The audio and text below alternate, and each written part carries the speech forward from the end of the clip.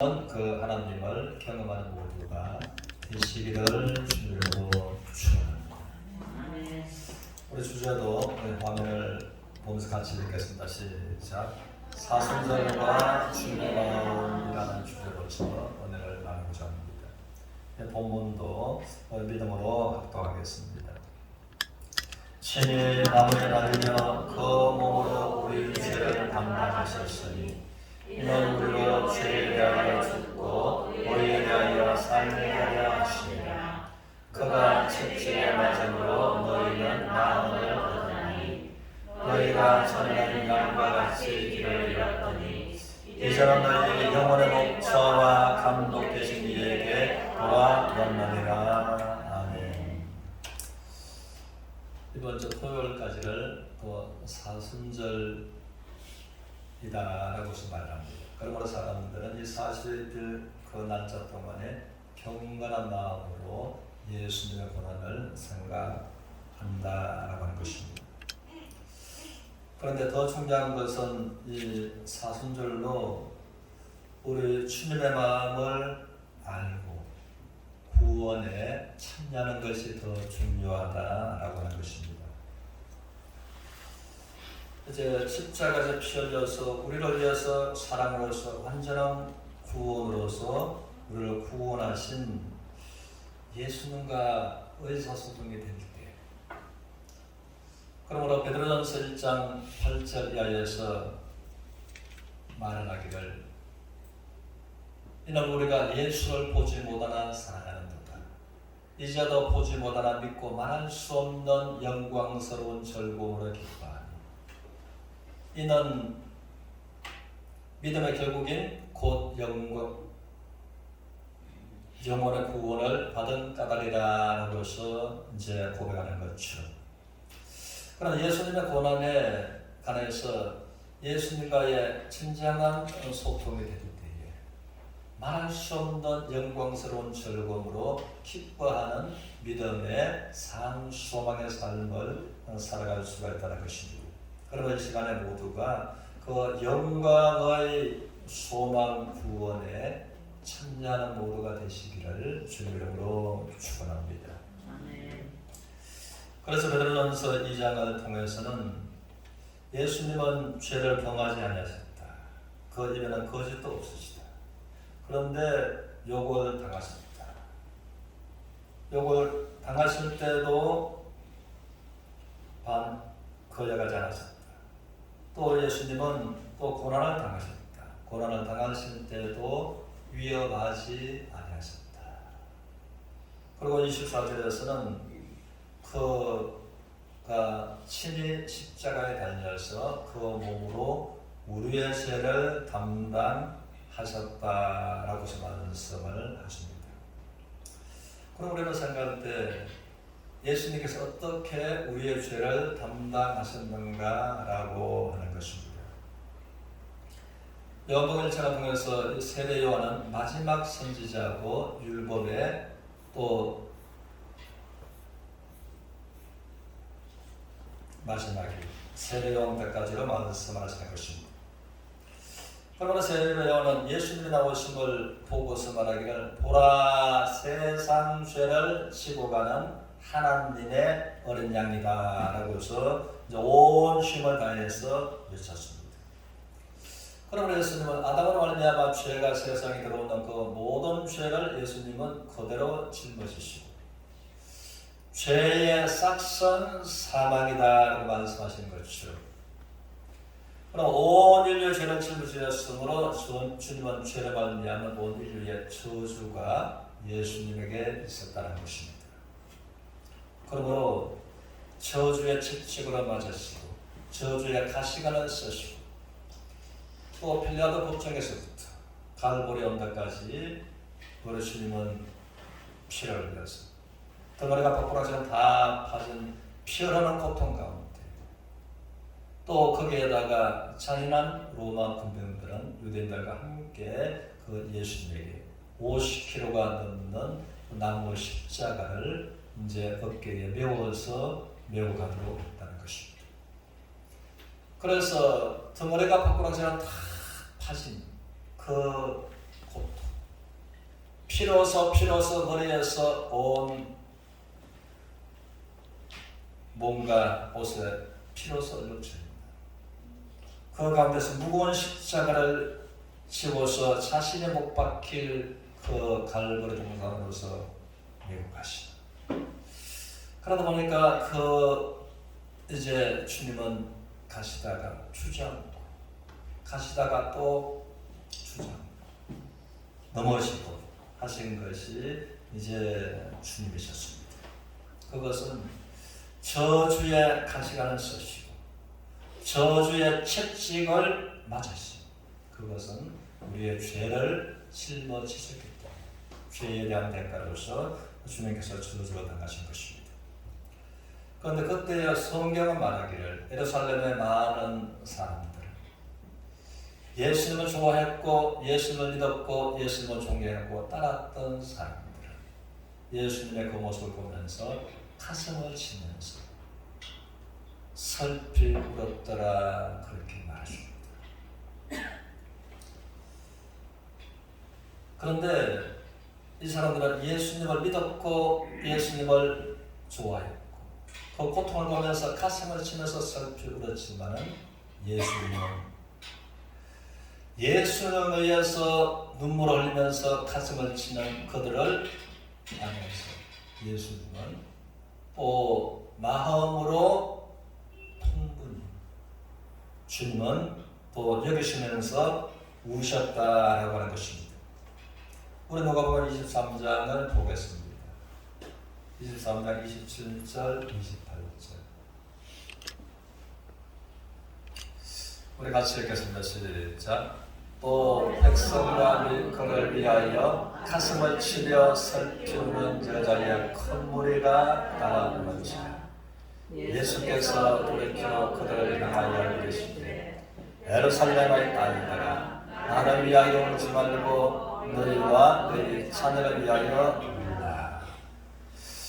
그러므로 이 큰 무리 이 사람들은 예수님의 아픈 것, 예수님이 얼마나 아프실까라고 생각하면서 가슴을 치면서 예수님을 위해서 눈물을 흘리고 울어 주었습니다. 그런데 예수님은 내가 너희의 죄를 질 것이고 너희의 저주를 담당하는 십자가의 구속의 은혜의 구원을 알지 못하고 눈물을 흘리는 그들을 위해서 예수님은 또 눈물을 흘려주셨다는 것입니다. 그래서 예수님의 사랑, 예수님의 십자가의 이 구원이 전혀 울고 있는 그들한테에 전달이 되지 않는, 그러므로 예수님과의 전혀 의사소통이 되지 않는 가슴을 치면서 예수님을 위해서 울어주는 그들과 이 관계를 성경은 말하고 있다는 것입니다. 그러므로 지금도 그럴 수가 있습니다. 사순절 기간에 경건한 마음으로 예수님을 보라는 생각하나 그건 참 좋지만 예수님을 위해서 가슴을 치면서 슬피 울지만 우리 주님의 말씀처럼 나를 위하여 울지 말고 너와 너의 자녀들을 위하여 울라라고서 전혀 주님과 교감이 되지 않는 그처럼 기독교 안에서 이제 그럴 수도 있는 사람들이 있다는 것입니다. 그럼 우리 각자는 십자가에서 고난당하신 그 죽은 자에서 부활하신 모든 저주를 담당하신 그 주님과 나와의 참으로 커뮤니케이션이 잘 되고 있는지, 그러면 너와 너의 자녀들을 위해서 울라라고 하시는 이 말씀은 무슨 말씀인가 하면 우리 히브리서 2장을 보겠습니다. 2장 3절 같이 읽겠습니다. 시작. 우리가 이같이 큰 구원을 당하리니 어찌 이 구원은 처음에 주 말씀하신 바요 다른 자들이 우리에게 전하니라. 그리고 2절에서는 하나님께서 천사를 통해서 말씀하신 그 말씀, 천사를 통해서 전해준 율법을 또 지키지 않았을 때에 그에 관한 보험, 그에 관한 심판이 어떠한 것을 너희가 안지니 하나님 아들이신 예수님으로 말미암아 우리에게 큰 구원을 베풀어 놓으신 이 구원을 가볍게 여기는 또 마음으로부터 온 인류를 구원하신 구세주와 이제 그분의 계신이 되지 않고 짝사랑하고 있는 그들한테 관해서 얼마나 큰 두려움, 보험이 있겠느냐라고 말씀을 하고 계십니다.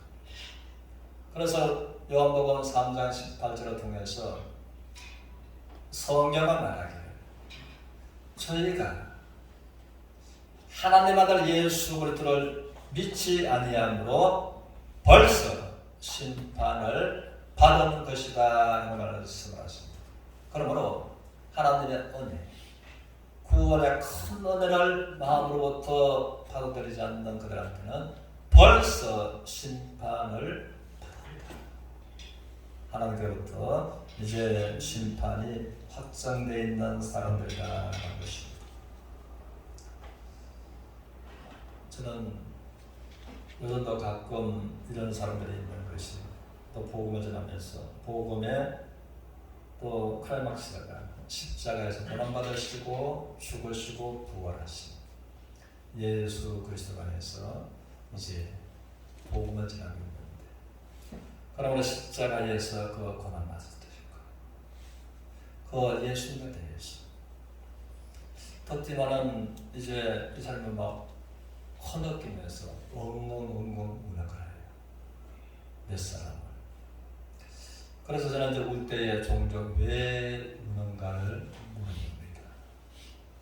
그것이 나를 위해서 십자가에서 고난당하신 예수님에 대해서 고마워서 운다면 얼마나 좋겠습니까?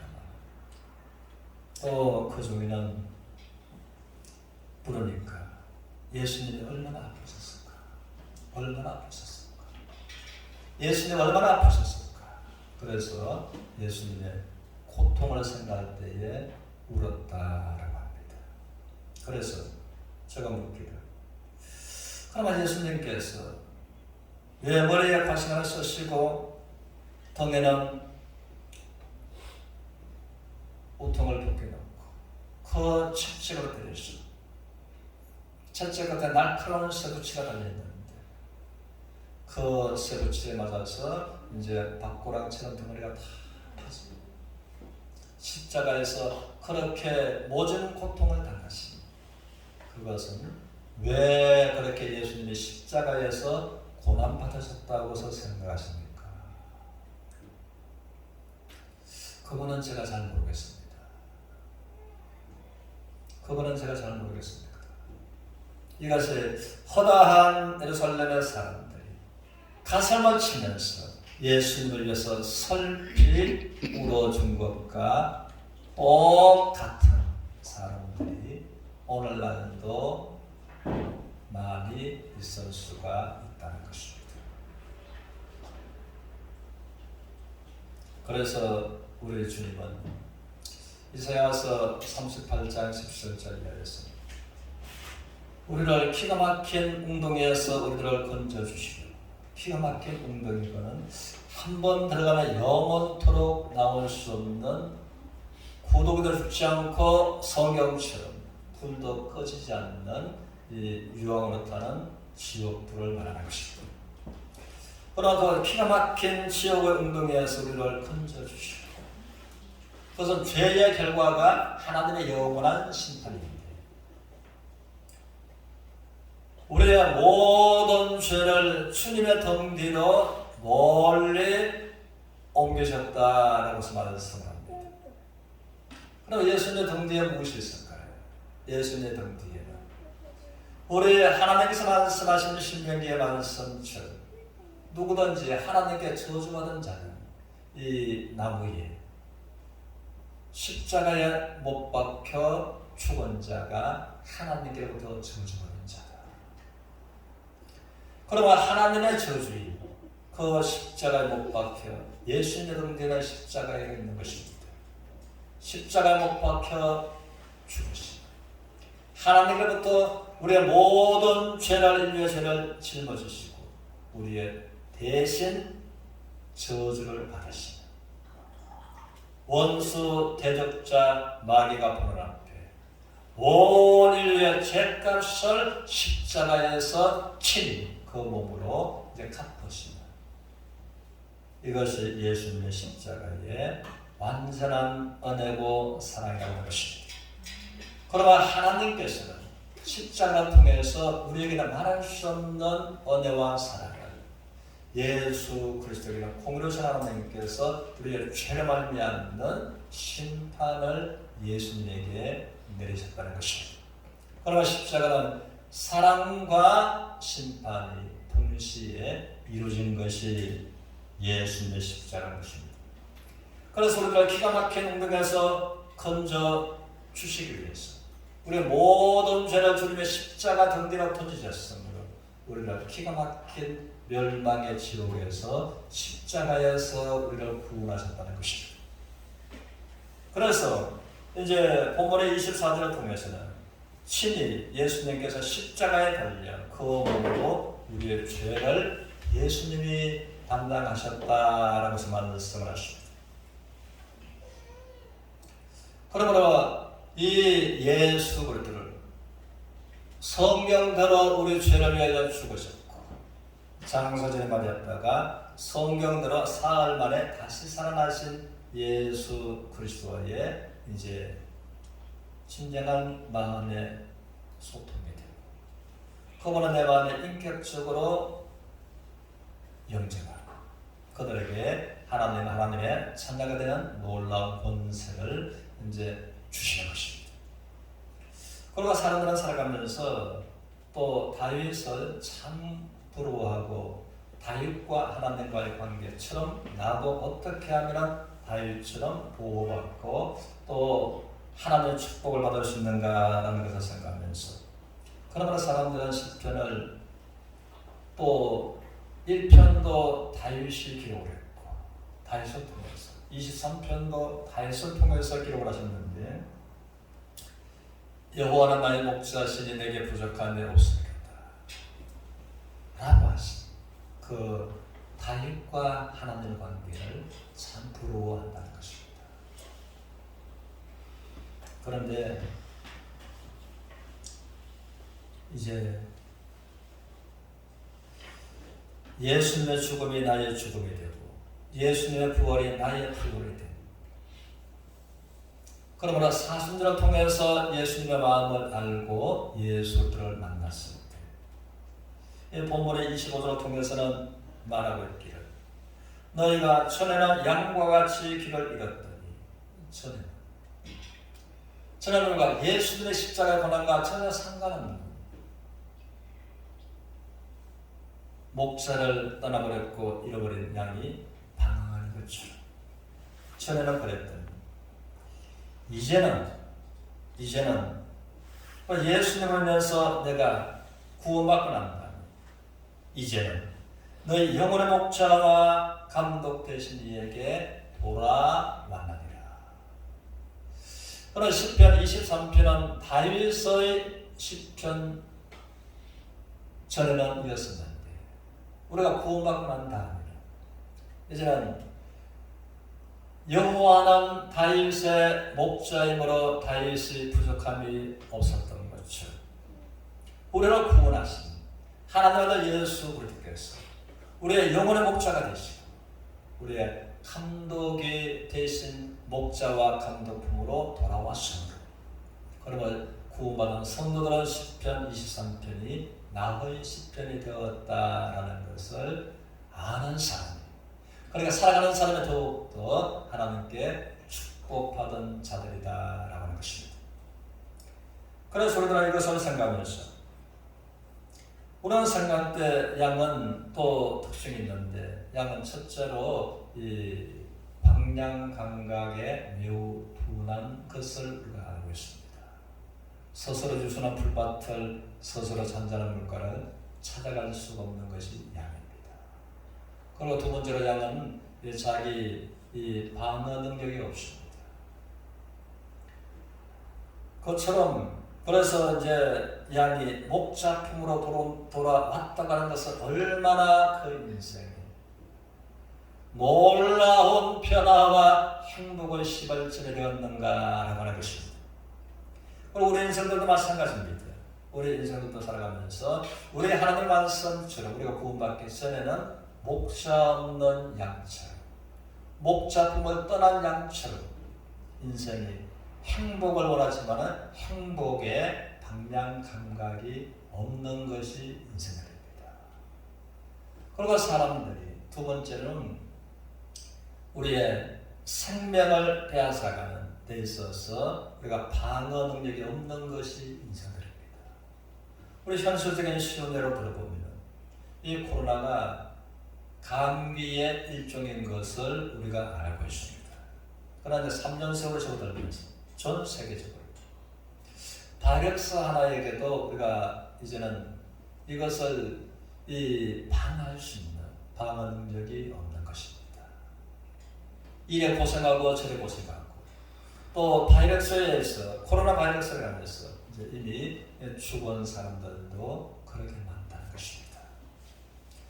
그러면 성경 말하기를 도둑이 오는 것은 도둑질하고 죽이고 멸망케 하지만 그러나 사람들은 이 도둑 오는 것을 방어할 수 없고 나의 생명을 건강한 생명을 죽음으로 멸망으로 몰고 가는 것을 우리가 방어할 수 있는 방어 능력이 없는 것이 인생들이다라고 하는 것입니다. 그러나 주님께서 우리의 영혼의 목자가 되신 그 주님은 내가 온 것은 생명을 도로서가지고 모든 것을 풍성케 하는 하나님 아들 예수 그리스도다라고 말씀하십니다. 그럼 우리가 구원받았다는 것은 영원한 생명을 우리가 얻은 것이고 우리의 삶에 대해서 인생 삶을 살면서 풍성하고 윤택한 삶을 살도록 우리의 목자이신 예수 그리스도께서 그렇게 우리에게 인도하시고 우리를 방어해 주시고 우리의 완전한 방패가 되시는 반석 되시는 예수 그리스도라고 하는 것입니다. 그럼 우리가 살아가면서 연약한 게 있고 실수가 있고 작고 큰 죄를 지을 수도 있습니다. 그래도 된다고 하는 것이 아니라 양은 언제라도 목자의 도움이 필요한 거죠. 그럴 때에 우리의 목자이신 예수 그리스도는 우리의 연약함을 외면하지 아니하시고 우리에게 동정을 베푸시고 항상 은혜가 필요하므로 은혜의 보좌 앞으로 우리가 예수님으로 말미암아 담대하게 나가도록 인도하시는 예수 그리스도다라고 해서 이제 말씀을 하고 계시는 겁니다. 그러므로 우리가 오늘의 주제처럼 사순절을 우리가 생각하고 사순절의 주인공이신 예수 그리스도의 마음을 알고 우리의 모든 죄를 짊어지고 저주를 받으시고 십자가의 죽으심을 우리의 범죄함 때문에 죽으셨고 죽은 가운데서 구원하셨으면 우리의 어렵다함을 위해서 구원하신 예수 그리스도의 완전한 사랑, 완전한 은혜, 완전한 구원에 참여하는 모두가 되시기를 주님 이름으로 축원합니다.